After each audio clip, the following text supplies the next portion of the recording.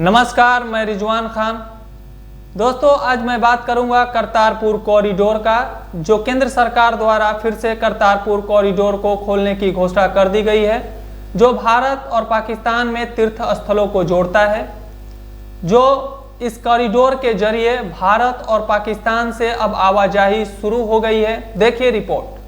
केंद्रीय मंत्री अमित शाह ने ट्वीट करते हुए कहा कि यह निर्णय श्री गुरु नानक देव जी और हमारे सिख समुदाय के प्रति मोदी सरकार की अपार श्रद्धा को दर्शाता है। यह निर्णय कोविड-19 की स्थिति में सुधार को ध्यान में रखते हुए लिया गया है।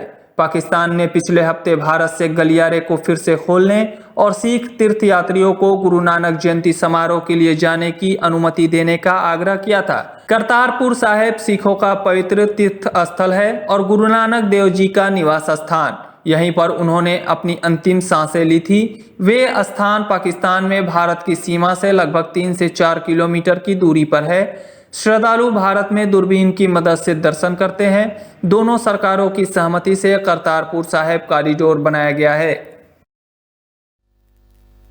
करतारपुर साहिब सिखों का पवित्र तीर्थ स्थल है और यहीं पर सिखों के प्रथम गुरु गुरु नानक देव जी का जन्म स्थान भी है और यहीं पर बाद में उनका निधन भी हुआ था, जो उनकी याद में बाद में करतारपुर साहिब के अंदर एक गुरुद्वारा भी बनाया गया। देखिए रिपोर्ट। करतारपुर साहिब सिखों का पवित्र तीर्थ स्थल है। यह सिखों के प्रथम गुरु गुरु नानक देव जी का निवास स्थान था और यहीं पर उनका निधन भी हुआ था।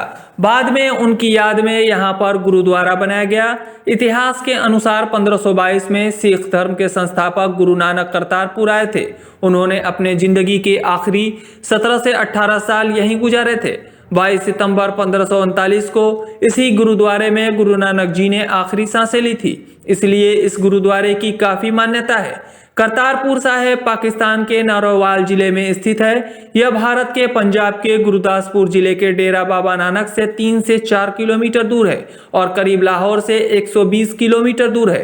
भारत में पंजाब के डेरा बाबा नानक से अंतर्राष्ट्रीय सीमा तक कॉरिडोर का निर्माण किया गया है और वही पाकिस्तान भी सीमा से नारोवाल जिले में गुरुद्वारे तक कॉरिडोर का निर्माण हुआ है। इसी को करतारपुर साहिब कॉरिडोर कहा गया है।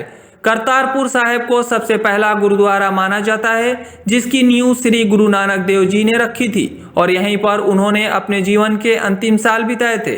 हालांकि बाद में यह रावी नदी में बाढ़ के कारण बह गया। इसके बाद वर्तमान गुरुद्वारा महाराज रणजीत सिंह ने इसका निर्माण करवाया था। क्या आपको पता है कि अभी तक भारत के श्रद्धालु इस गुरुद्वारे की कैसे दर्शन करते आए हैं? देखिए रिपोर्ट। भारत पाकिस्तान बंटवारे के समय यह गुरुद्वारा पाकिस्तान में चला गया था, इसलिए भारत के नागरिकों को करतारपुर साहिब के दर्शन करने के लिए वीजा की जरूरत होती है। जो लोग पाकिस्तान नहीं जा पाते वे भारतीय सीमा में डेरा बाबा नानक स्थित गुरुद्वारे शहीद बाबा सिद्ध सैन रंधावा में दूरबीन की मदद से दर्शन करते हैं। यह गुरुद्वारा भारत की तरफ की सीमा से साफ नजर आता है। पाकिस्तान में सरकार इस बात का ध्यान रखती है कि इस गुरुद्वारे के आसपास घास ना जमा हो पाए, इसलिए इसके आसपास कटाई छटाई करवाती रहती है ताकि भारत से इसको अच्छे से देखा जा सके और श्रद्धालुओं को कोई तकलीफ ना हो। क्या आप जानते हैं कि भारत और पाकिस्तान की सीमा के करीब में सिखों के और भी धार्मिक स्थान हैं, जैसे डेरा साहिब लाहौर, पंजाब साहिब और ननकाना साहिब उनगांव। दोस्तों, क्या आपको पता है कि इस कॉरिडोर को क्यों खोला गया? देखिए रिपोर्ट। कॉरिडोर के बनने से सिख समुदाय के लोग आसानी से दर्शन कर पाएंगे। उनका सालों का इंतजार अब खत्म हो गया।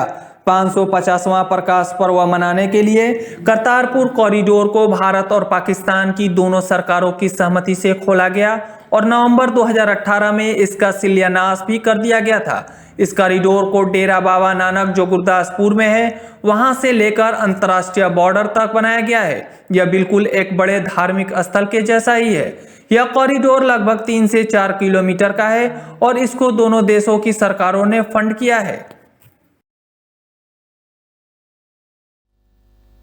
कॉरिडोर के बनने से तीर्थयात्री बिना वीजा के गुरुद्वारे के दर्शन करने जा सकेंगे और इससे भारत और पाकिस्तान के संबंधों में भी सुधार होगा। देखिए रिपोर्ट। करतारपुर कॉरिडोर बनने से तीर्थयात्री बिना वीजा गुरुद्वारे के दर्शन करने के लिए जा सकेंगे। इसमें कोई संदेह नहीं है कि इसके बनने से भारत और पाकिस्तान के संबंधों में सुधार होगा। ऐसा पहली बार होगा जब बिना रोक टोक के लोग बॉर्डर पार करेंगे। साथ ही पाकिस्तान और पंजाब में टूरिज्म को भी बढ़ावा मिलेगा। कहा जा रहा है कि यात्रियों को आने जाने से वहां पर आसपास की प्रॉपर्टी की कीमतों में इजाफा होगा।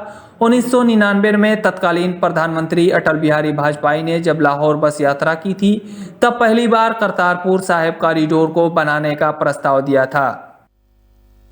दोस्तों, ऐसा कहा जाता है कि गुरु नानक देव जी ने करतारपुर के अंदर ही सिख धर्म की स्थापना की और बाद में पूरा परिवार उनका करतारपुर के अंदर ही बस गया। देखिए रिपोर्ट। इतिहास के अनुसार गुरु नानक देव जी ने करतारपुर में ही सिख धर्म की स्थापना की थी और यहीं पर उनका पूरा परिवार बस गया था। रावी नदी पर उन्होंने एक नगर बसाया और पहली बार यहीं पर खेती कर, नाम जपो, मेहनत करो और बांट कर खाओ का उपदेश दिया था। यहीं पर गुरु नानक देव जी ने 1539 में समाधि ली थी। इसी गुरुद्वारे में सबसे पहले लंगर की शुरुआत हुई थी। यहाँ जो भी आता था गुरु नानक साहब उसको बिना खाए जाने नहीं देते थे।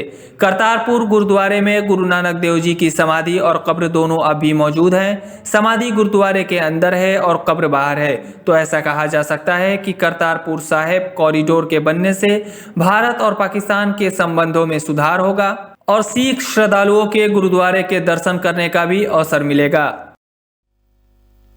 दोस्तों, गुरु नानक देव जी का जन्म 15 अप्रैल 1469 को हुआ था। देखिए रिपोर्ट। गुरु नानक जी का जन्म 15 अप्रैल 1469 राय भोई तलवंडी में हुआ, जो वर्तमान में ननकाना साहिब पंजाब पाकिस्तान में है। इनकी मृत्यु 22 सितंबर 1539 करतारपुर में हुआ। इनका समाधि स्थल करतारपुर में स्थित है। गुरु नानक जी के पिता का नाम कल्याण चंद या महता कालू जी और माता का नाम तृप्ता था। गुरु नानक जी का विवाह बटाला निवासी मूलराज के पुत्री सुलछिनी से वर्ष 1487 में हुआ था।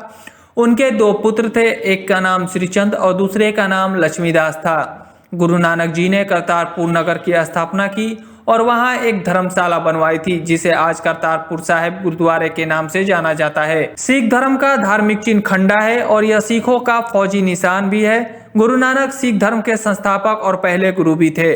इन्होंने ही शिक्षाओं की नींव रखी, जिस पर सिख धर्म का गठन हुआ। अपनी शिक्षाओं को फैलाने के लिए उन्होंने दक्षिणी एशिया व मध्य पूर्व में यात्रा की। उनकी शिक्षाओं को 1974 भजनों के रूप में अमर किया गया, जिसे गुरु ग्रंथ साहिब धार्मिक ग्रंथ के नाम से जाना जाता है। आज के लिए बस इतना ही। देखते रहिए एक्सप्रेस न्यूज भारत, जिद सच दिखाने की।